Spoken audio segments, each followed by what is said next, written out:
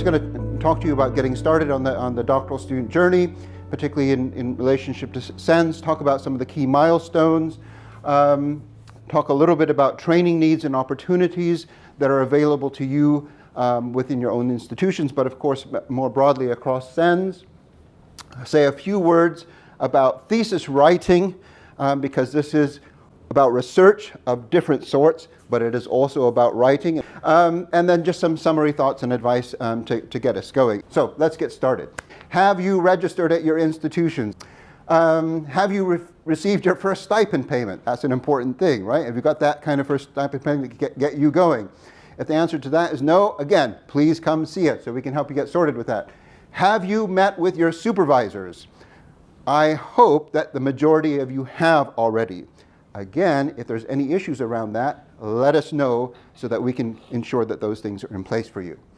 As Francisco said, you've been awarded this really key and vital studentship. It's fantastic and such a competitive process. And to have secured funding is a brilliant thing. And it really is a testament to your fantastic applications. And I say that because sometimes I know by my own personal experience of doing the PhD, there are moments when you may have that kind of that feeling of imposter syndrome. Do I really belong here? Should I be here? Am I good enough? And those things keep coming back. You were successful in being awarded a studentship on the basis of a fantastic application. Hold on to that in those moments when you think, oh my God, what am I doing? So use that. It's not just a resource, it is a kind of also a resource to keep you going. Now, the next point. We're going to be talking about milestones and the kind of the process and things. There will be some commonality to the structure of your PhD, but no two journeys are identical. One of the things as Dean of the Graduate School I find so frustrating sometimes is trying to communicate to colleagues who do not work with PhD students, and to have an appreciation and understanding that the journey isn't always like that of, say, an undergraduate or taught postgraduate program, where you've got these clearly defined kind of things that happen. Your journeys will take different tracks. Life intervenes in different kinds of ways. So it's just important to bear that in mind as you're going forward. It makes it exciting, of course, but it can also make it challenging as well. We are here to help support you through that. And the other point of this, of course, is that no two journeys are alike because you bring such wonderful, diverse set of skill sets to the table here. And that's also what makes SENSS so fantastic. And the third point, which follows on from that, is really that this is a personal journey, but it's one that we would strongly encourage you to learn to become fellow travelers. Hence, having our student reps really come at the very outset. Your personal journey of doing a doctorate will be so much more enriched.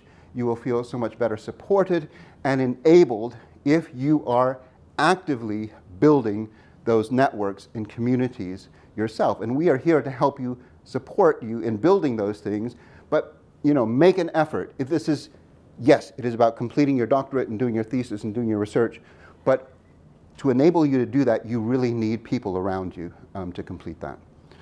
So just those things to bear in mind. Become a good fellow traveler as you go along. Okay, the length of your journey. 3.5 years is now the standard studentship for folks who are coming in as new MPhil PhD students. Now, some of you are starting on a 2.5 year basis because you've already completed a year of your PhD before you started with us. 4.5 years are for students who are coming and they are doing a research training master's program before they move on to the MPhil PhD. Now, there are other award lengths. Some of you may have a bit longer than 3.5. As I said, if you're coming in and you've already started your PhD, you will have less than that. But some just kind of key things for you to remember at the outset. The first of all is just be clear about how long your funding period is for, right? If you are unsure about what that is, it would have been in your award letter, but if you're still unsure or have questions about that, again, please come and talk to us in the core team so that we can ensure that you have clarity about that.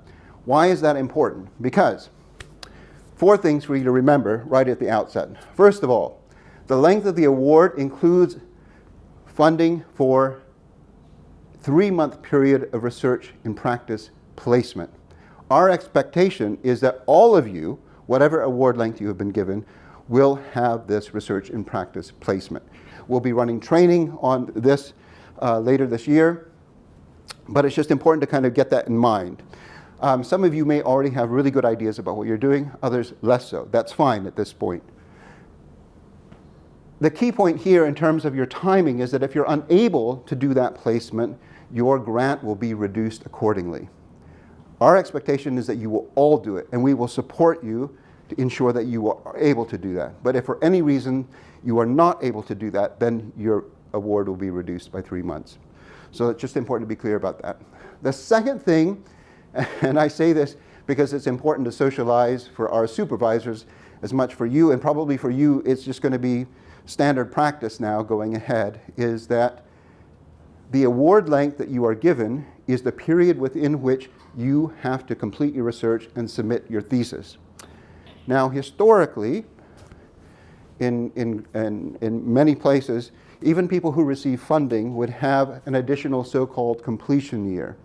The UKRI, including through the Economic and Social Research Council, by providing additional time for the standard period of the PhD, the idea is that you shouldn't have to spend additional self-funded time completing your PhD.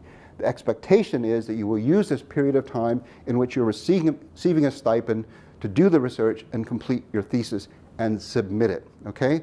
That's our expectation. So don't think, I've got 3.5 years of funding plus additional time beyond that. The expectation is, and your obligation is, to submit your thesis within that time. The one place where you will get an additional extension is if you are successful in getting an overseas institutional visit. So we really want to encourage you in terms of thinking about the networks that you develop is not just nationally, but expanding your horizons and thinking about the connections that you want to make beyond the UK. So you have opportunity to apply for an overseas institutional visit at an organization. It could be in Europe, it could be in Asia, it could be in the Americas somewhere.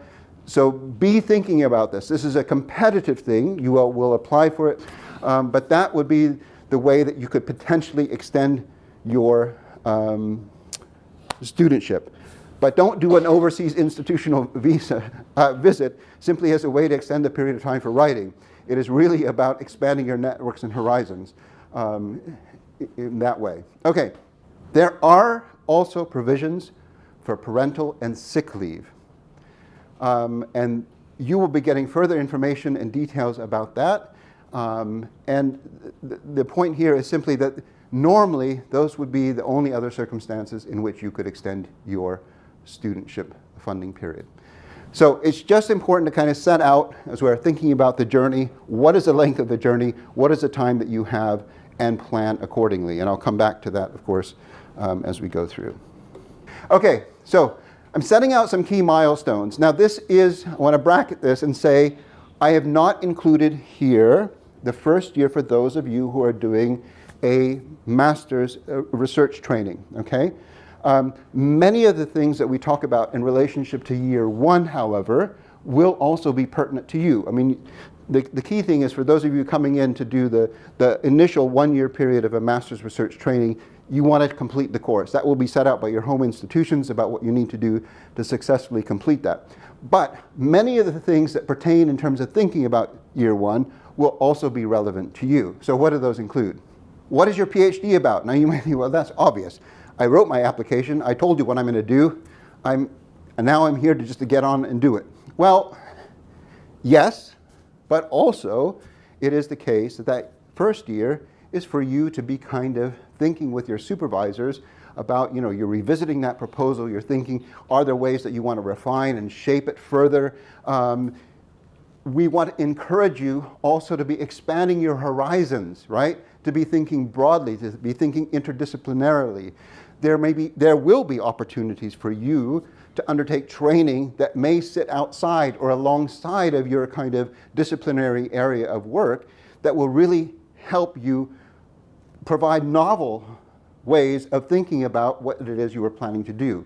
Take those opportunities. Now, of course, you have to balance that against the need to ensure that by the end of that first year, you have confirmed your research plan, you have completed all the necessary ethical approvals that you need to begin empirical research and things like that. So, preparation. Hopefully you've already met your supervisors, but really the first item on the agenda is establishing those good working relationships with your supervisors. The second thing is the development needs analysis. I'm going to say a little bit more about that in a bit. In each year, you will undertake a development needs analysis, but it's really important, particularly in that first year, that you do that alongside of your supervisors so that you set out over the next 3 years, over the first year, but over the next 3-year period, what is the training that you need, right? So that you can begin to think about how you put that in place. Organizing your time and timeline so that you complete all the institutional as well as SENSS requirements. So for example, in some institutions, you have to go through a formal upgrade process. If you've registered as an MPhil student initially, you have to go through a formal process called the upgrade or transfer of registration to the PhD. Need to make sure that you've organized your time accordingly so that you are going to complete that within the framework. Planning ahead. What sort of research training and support funding do you need? When and where will you be undertaking fieldwork? Did you put fieldwork expenses into your application? You will need also to put in a formal application for that. Have you organized any difficult language training that you need to do? Again, you would have indicated that in your application, but you will need to formally apply for that so that it can be put in place. I'm saying this planning ahead so that you don't leave it to the last minute, the day before you discover that you need to go on fieldwork, right? You need to be planning ahead so that you can have all these kind of things in place. Have you identified what your future research and practice placements will be? You need to be thinking about that initially in the first year. Will you be applying for an overseas institutional visit? It may be that you think, I have an idea for an overseas institutional visit and I will do it towards the end of my PhD. But for others, it may be an opportune moment earlier on in your PhD to do that overseas institutional visit. It can be useful, particularly, for example, if you're going to do overseas fieldwork, to establish good working relationships and partnerships with folk in partner universities in the countries outside of the UK where you plan to do your fieldwork. So it might be entirely appropriate for you to begin to think about that, doing that earlier rather than later. And finally, it's kind of dropped off the bottom of the slide there.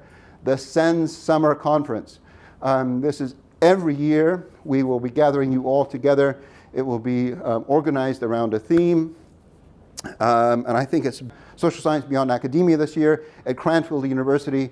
So already be thinking about that. Put that in your timeline. We expect to see you there in the summer. Year 2. And again, recognizing that no journey is going to be identical, but normally, year 2 is often seen as that year in which you're really getting down to business. You're producing data, you're conducting analysis, and your thesis writing, right? Those are the kind of core things that you're doing. Now, alongside of that, you will also, again, be expected to do a development needs analysis, identify any further training as required. It's an iterative process. You don't simply complete the training if you're doing a master's in research training in that year or in the first year. It's a continuous process of thinking about what is it I need to do as I go along. Staying in touch and keeping connected with your supervisors and peers. This is so important. Year 2, when you're really getting into your research, that's the point where people can begin to lose track and connection with the folk that they need to be staying in touch with. So find what works for you. This is part of what you will be talking through with your supervisors. What will you be doing to keep in touch with them over this time? You'll be building on and extending your research networks. You might start presenting at workshops, seminars, and conferences as you've begun to produce data, as you begin to develop your analysis in that kind of way. And reminder here that in planning ahead, what is the sort of research training and support funding do you need? which can be used, for example, to support participation at a conference, right? But plan ahead with that. Think ahead about when you need those funds in place. Second year, you really need to be honing in on your placement. By the end of the second year, you should have confirmed what your placement will be. And again, will you be applying for an overseas institutional visit? You see there's a kind of structure and a pattern to the PhD. Year 3. Now, I said at the outset that the PhD is 3.5 years in terms of the standard grant. I want to encourage you to think about your PhD within 3 years. Finalizing research, analysis, and writing, undertaking your placement, public engagement and impact activities, you're building your networks, you're submitting to journals, including potentially Sentio, right? For example, and post-PhD career planning. Coming back to the point that I started with in terms of the timeline, the standing funding period is 3.5 years for the PhD, or 7 years if you're doing it part-time. Aim to complete within 3 years so that you build in for the start contingency. 3 years evaporates so quickly. It may seem like a goodly amount of time, but it really goes quickly. So work with your supervisors now to set out a 3-year plan and ensure that you've baked in contingency for yourself at the end. Don't think I'm going to have kind of 2.5 years of empirical work and then I've got a year of writing on top of that. I think you're really headed for disaster. Plan for 3, and then you bake in time that gives you some contingency at the end. And just to hammer the point home again, you have to submit your PhD within the funded period. And it's not just a requirement from the UKRI and ESRC, it is also an obligation that you have, because if you don't submit within the required period, you could jeopardize future funding to institutions who are participating within SENSS. So this is our expectation of you. Our responsibility is to ensure that we have the support structures in place to ensure that you're able to do that. One of the things within that overview is training, right? So our approach to training is clearly, it's guided by the expectations set out by the ESRC in terms of ensuring that you all have a really good foundation in social science research training, but also that we provide opportunities to provide specialist training in areas that are really relevant and pertinent to the kind of research that you want to do, as well as providing really fantastic career development opportunities. Now, one of the ways that we do this is by using a structured approach to development needs analysis. Before I get on to that, just a word about training. When I say training, you might immediately think of formal courses that you do. That would be a mistaken way to understand training here. Training can be a whole range of things.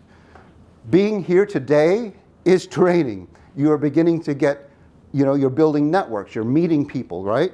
And things like that. Training is participating in your departmental research seminar, turning up, being there, engaging with the people who are presenting papers, learning to be part of a conversation, a scholarly conversation, and things like that. So you need to have an expansive view of what training is.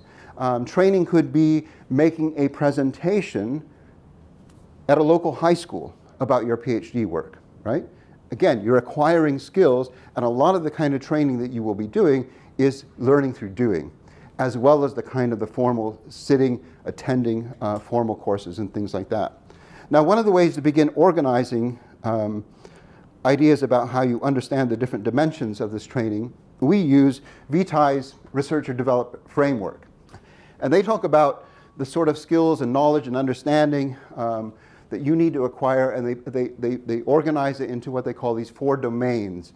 Engagement, influence, and impact, knowledge and intellectual abilities, personal effectiveness, research, governance, and organization. We use that simply as a way to help you and help us structure how we think about the different sorts of opportunities that we will provide for you and that you can take advantage of. I'm not going to go into all the detail here, basically they start with these 4 domains, and then they add to it. So each domain is then broken down into kind of key points. If we take knowledge and intellectual abilities, for example, the knowledge base, cognitive abilities, creativity, and then they break it down even further.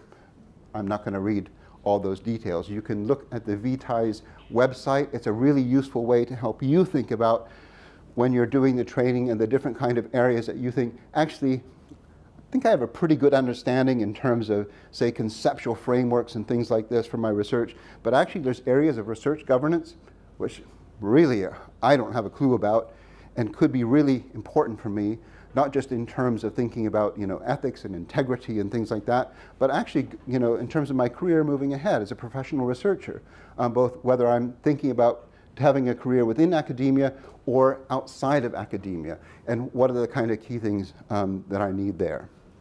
Now, I introduced this here because we use that researcher development framework as a way for us to structure our own development needs analysis. The end of this week, beginning of next week, you will receive an email from SENSS, which is going to invite you to complete a Qualtrics survey, which is a development needs analysis survey. We will invite you to complete that survey alongside of and working with your supervisors and to sit down to think about the kind of skills and understanding that you have already, but also identifying things and areas that you think, actually, I could really do with some development in these areas. Now, again, it's important to kind of think of it over the period of your PhD research. You may not be able to address everything this year, so you have to make decisions. What's most important at this moment of my PhD and my planning? If you've got any questions about the Qualtrics survey, of course, don't hesitate to be in touch. I would encourage you to, first of all, have the conversation with your supervisor, then contact your academic leads for SENSS at your respective institutions, and they can help talk you through that. But the purpose, again, it is a requirement. It is a requirement by the ESRC, but it's also a requirement for SENSS. In order for you to apply for a research training support grant, you have to have completed your DNA, right? So everything is contingent on you completing that survey. We give you a period of a month or so to complete it from now until beginning of December, end of November, right? So there will be time for you to do this, but our expectation is that you will all complete that development needs analysis. It's a way for you and your supervisors over the 3-year period. When you complete it, you will get a record of what you've said there, and you will get the record over the 3-year period. It's a way for you to keep a kind of formal record and a structured, organizing the things that you have done and what you yet need to do. And also, just as importantly, it informs the sorts of training development that we will be doing over the period of your PhD. So part of my role as deputy director, I will take the anonymized responses from the development needs analysis, and we'll look across it and say, okay, there's this one issue that's recurring across this first cohort of students. They're all saying, we really need training in this area. We'll take that, Jenny and I as the training manager, we'll look at that together, we'll have a conversation with the wider development training management support group comprised of academics from across SENSS. We'll look at those results and say, hey, you know what? We need to be thinking about running a session in the summer term conference, for example, or maybe at next year's winter induction, or maybe outside of that, in which we invite you to come for a day or a half-day workshop or seminar in a particular area, depending on what you have told us, okay? So these things all come and help shape how we understand your needs. Now, I can already tell you that it's not going to be a problem normally of identifying training that you need and where do I find it. It's going to be more a matter of kind of distilling and thinking through all the possibilities and deciding what training you actually want to do. There is really a cornucopia of training that's already available to you. The first point of call is obviously within your own institutions that will have training available through your doctoral schools and colleges, for example. But there's also core training that we make available through SENSS. But a couple of things to highlight here. One is that we have a subscription to Sage Campus, and there are a number of online courses that are available to you. I think it's around 40 different things, ranging from refreshers on quantitative methods, qualitative methods, through to things like AI and stuff like that. So they're really brilliant, short kind of modules you can use. You can choose to do the whole thing. You can choose to do elements of it if you need refreshers in particular areas. It's a fantastic and brilliant resource. We also, in connection with the University of East Anglia, and one of our colleagues there, we run an annual online training program, which again has different components ranging from kind of introductory to more advanced ideas, from qualitative research to thesis writing. So again, these are kind of opportunities that are available through SENSS. I mentioned this SENSS Summer Conference. The theme is Social Sciences Beyond Academia. Normally the first day will be really focused on that theme. And we are likely to have presentations including from SENSS About Science, which is a folk who come in and they will run sessions about how you engage with policymakers and public engagement in that kind of way and things like that. The second day, part of the day is organized by the student committee. They will organize, they will say, look, we think it would be good to have training sessions around this. That will be part of the day. But there will also be a morning in which the SENSS academics across the team, and again, using your development needs and analysis, will be putting on specific kind of training options for you at the SENSS Summer Conference. There will also be other periodic SENSS organized half-day and day seminars and workshops, which we'll advertise through the VLE so that you'll know when they're available. There's forthcoming workshops on administrative data, and there will be a research in practice showcase that we are going to be running in conjunction with the Cambridge DTP. And we'll have further details about that. That will likely be in the summer. It will be a really good opportunity both for you to hear from people who've already done research and practice placements and help encourage you thinking about what sort of placements that you might undertake as well. So more details on that to follow. The other thing I wanted to talk about is some other formal courses available. Starting in spring of 2025, we've got a number of, and over the next couple of years, we'll have a number of specialist research training modules coming online. These have been supported by SENSS and SENSS funding. The methods and approaches in practice research is going to be offered by colleagues of mine at Goldsmiths. This was funded initially by SENSS DTP1 and now is kind of part of our ongoing commitment at Goldsmiths to provide for people who are particularly interested in kind of creative practice-led research. Again, we'll circulate details about that. And then some others on machine learning, on computational simulations, experimental survey design, experimental studies in economics, and using and analyzing textual big data. And these are provided by folk from across our partner universities. We'll be letting you know about when they are running. They won't all be running at once. They'll be kind of staggered so that you can pick and choose at an appropriate moment if there are things that are relevant to your research. There'll be, of course, other future SENSS responsive training developed by our interdisciplinary thematic pathways. That's part of the conversation ongoing at the minute with Francisco's now with our leads. And also feeding into that, again, will be our student committee.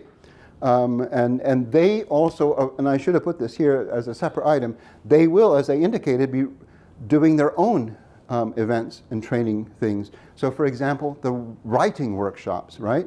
Fantastic opportunity. Look out for those, particularly when you get maybe further along in your PhD writing. And then there's other externally provided training, and we will do our best to point you to these. So we have things like the UK Data Service. They run training workshops, are fantastic, free, publicly accessible, and they currently have their autumn term series on at the minute. The University of London, the School of Advanced Studies, particularly for those who are kind of working on the borders between social science and arts and humanities, there's lots of really interesting opportunities there for you, and freely accessible online courses. And then, of course, the National Center for Research Methods.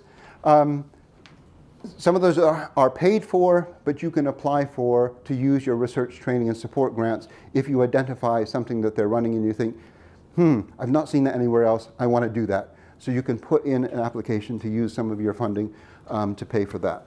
So lots and lots of opportunities. It's really not a question so much of being able to access as being strategic about what you want to access, when you will access it, and what's most important. Because you simply don't have time to do everything. So you need to be kind of really selective in what you do decide to focus on. All right, I wanted to say something about writing. And I know that we're just kind of throwing lots of stuff at you today, but we're going to take a minute. The thesis is a written product. I am sure across all the kind of PhDs that you're doing, there's also going to be other fantastic things. Some of you will be using visual methods.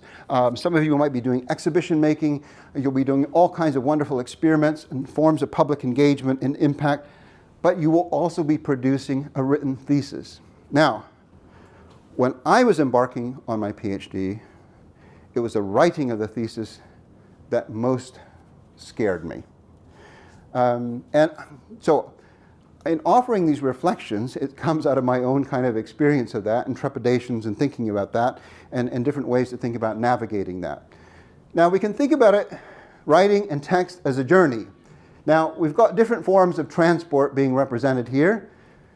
You may be brilliant writers, and in terms of writing, see yourselves as kind of the Ferrari, right?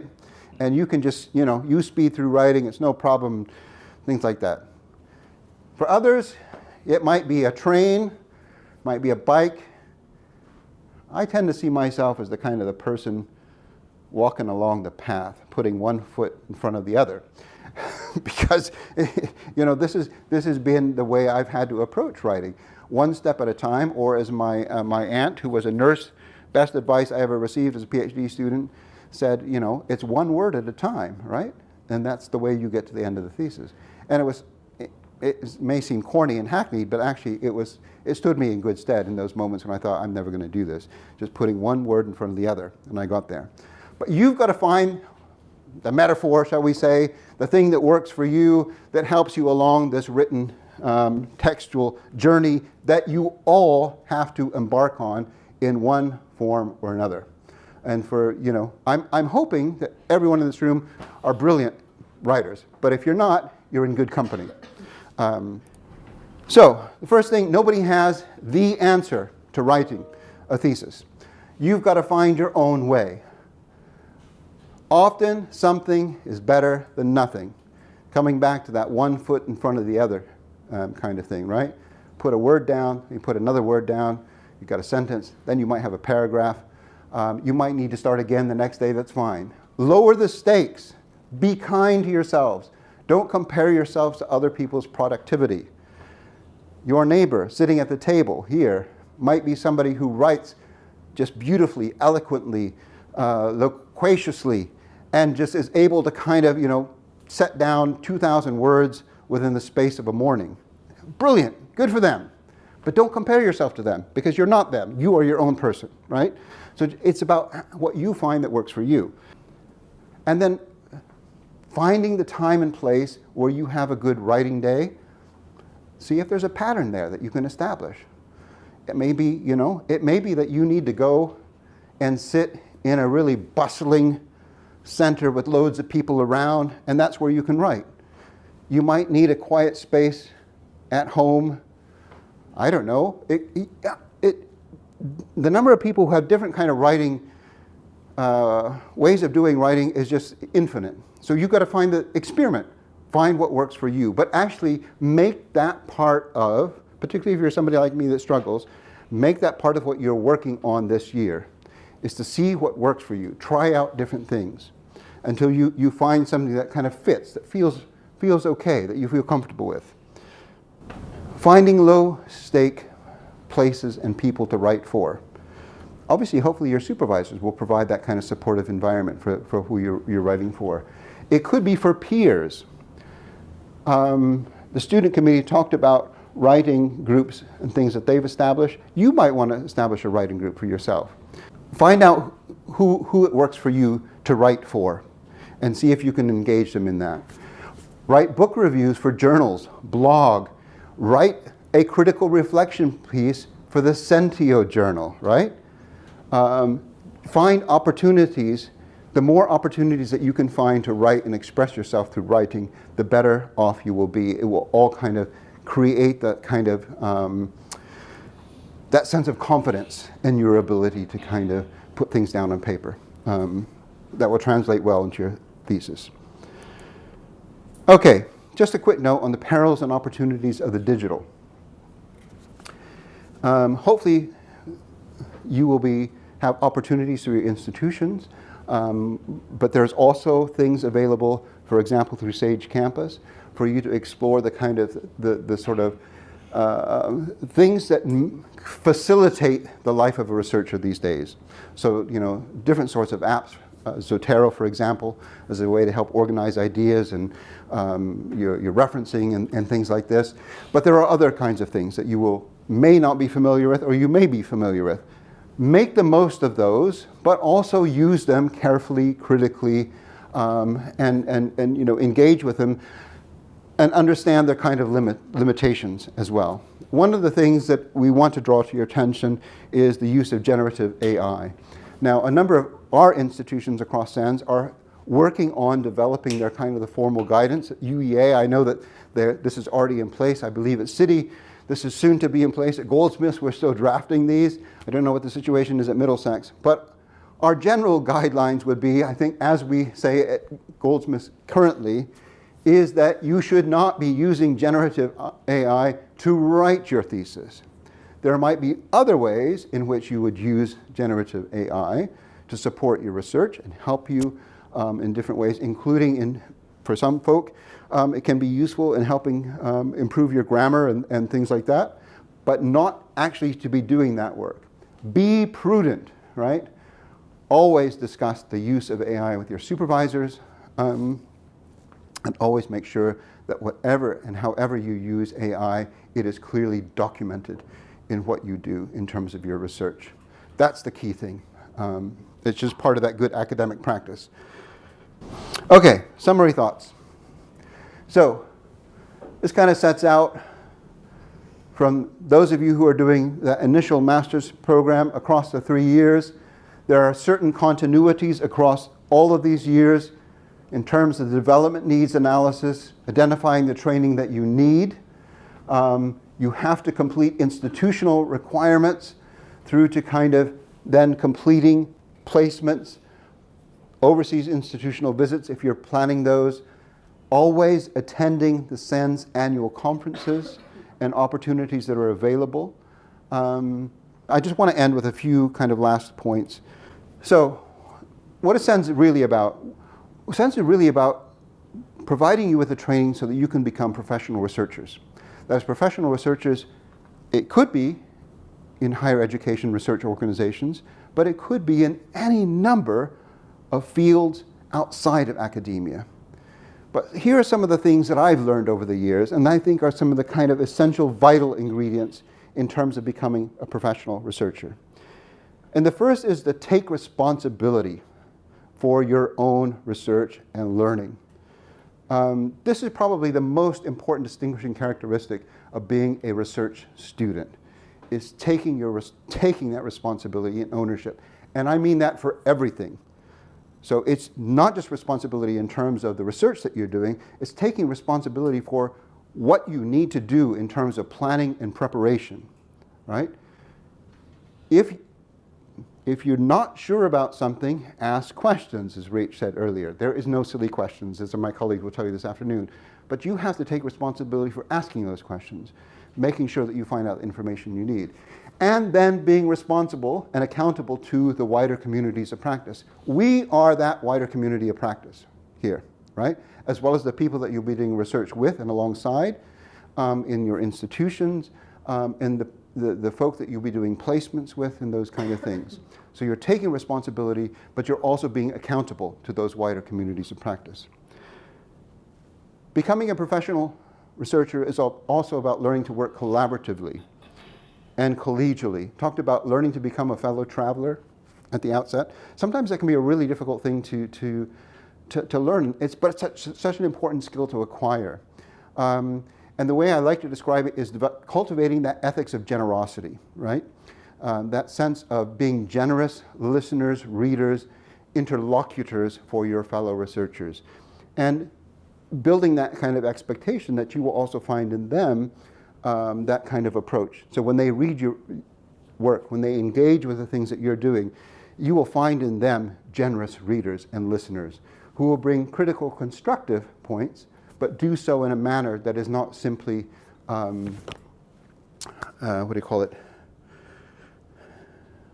devastating or defeating in that kind of way. Seek help and be responsive to those who provide advice. You may not agree with everything that people say to you, but be responsive. Take things on board. Reflect on what people are saying to you. Sometimes that can be really hard. And that sits alongside the embracing challenges and dilemmas and failure.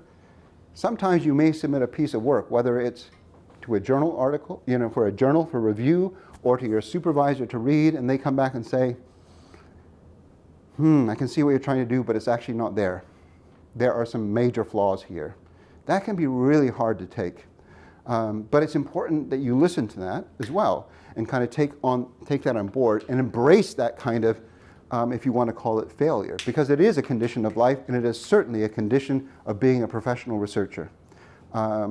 So much of my life as an academic has been to learn to embrace failures. The moments and times when I thought, gosh, that's a fantastic journal article, and you get the reviews back and they say, yeah, revise and resubmit. Or worse, when you send a grant application that you worked 6 months on, and then you get the reviewers were a little bit mixed here, sorry. And then you've got to kind of rethink the whole project again.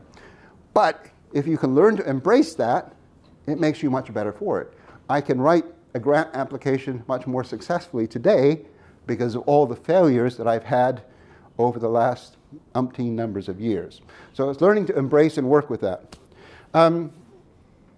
Learn about and participate in the research cultures of your universities, of your departments, of SENSS, right? Research culture isn't something that is simply handed to you, right? You have to take part in that. And that taking part could be, as we said earlier, in terms of attending research seminars in your institution or organized by SENSS, and then learning to be engaged within the conversations that are ongoing there by asking a question, by inviting somebody to kind of explain further something. You are entering into that conversation. You're bringing your own perspectives and learning to do that in a way that is, again, cultivating the ethics of generosity while being constructive and critical and insightful. That is such an important skill. And that's how you become involved in those research cultures. Embrace that as part of what you need to do rather than as something somebody else needs to provide for you, right? You are part of creating research cultures. Sharing your research and learning to do so with as wide a group of people as possible. When I started on my own PhD, I had this kind of, as I said, this kind of slight inferiority complex. Am I really good enough to do this? Can I do this?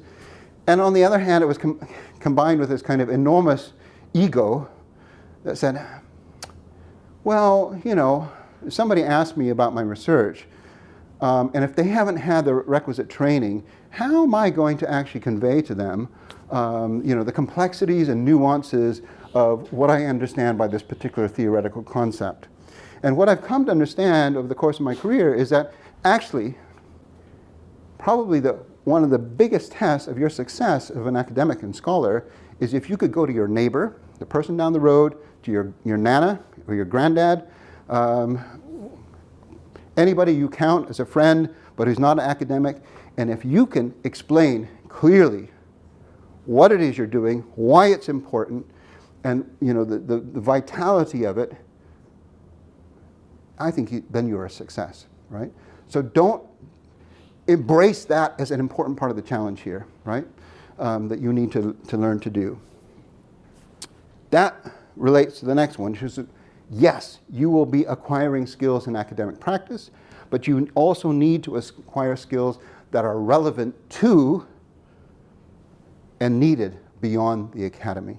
It's really important. It's part of the kind of key emphasis that we have in SENSS in terms of preparing you to become professional researchers who are making a contribution within, but just as importantly, outside of the university. And finally, remain open and work on cultivating personal resilience. And again, it's something you have to work on. It doesn't normally, unless you are the most already, maybe you are the most amazing people already, or you're clearly amazing to be here, have succeeded in getting this far, but continue to work on cultivating that resilience, because it isn't always going to go your own way. And research is never simply that straightforward, linear journey from A to B. It's iterative. There's going to be things that interrupt it, and you need to just kind of cultivate the kind of the things to enable you to see you through, to become steadfast, to say, okay, I've hit this hiccup. How am I going to approach it? Who do I need to talk to help me overcome that? I'm going to leave it there. Thank you all very much.